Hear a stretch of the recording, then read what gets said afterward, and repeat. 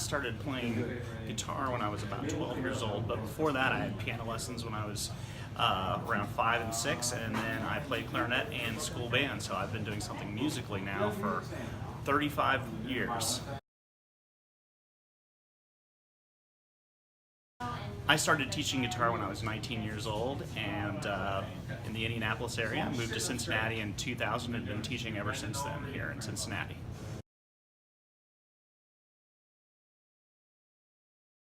I have a wide variety of music I enjoy listening to, so it's hard for me to necessarily narrow it down to one specific type of influence or artist, but anybody that I think is singing kind of from the heart when they play their instrument and is kind of playing from the heart is probably the best way I would put it, and that's what it really attracts me and inspires me about musicians I enjoy listening to.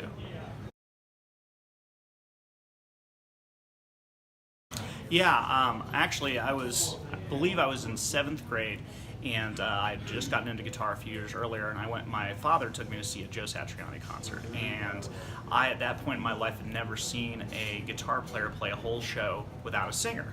I thought, guitar players back to the singers, and I saw that you could actually play the guitar as a melodic instrument and play a whole show just on the melody of the guitar. Well, obviously there has to be an interest level there, and if there's an interest level there, I usually try and tie that into whatever the person's passionate about. So they might be passionate about one type of music versus another type of music, and what I try and do as a teacher is apply the information so it's relevant to them. So a C chord is the same in whether it's in rock and roll, whether it's in country, whether it's in jazz. It's universal. The chord is the same. The style might be different, but the chord and the information is the same. What I try and do is relate that information to the individual in a way that they'll be able to absorb it. If they're passionate, what they'll do is they'll take that information home and kind of let that build and kind of grow with their passion for that music, and take some of the ideas that I've given them and help them kind of move along the path. I always tell my students that they're the ones that are ultimately doing the work, but I'm there to kind of help guide them through some of the pitfalls. Well, for an individual who's been playing for a while, what I've found out is a lot of individuals learn by jamming with their buddies or learning by ear, which is a great way of learning music, but what it doesn't do is it doesn't address some of the specifics.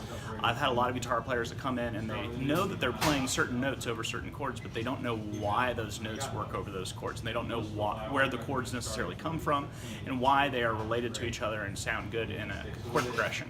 What I try and do is describe or kind of unveil the reasons behind why all these things work together.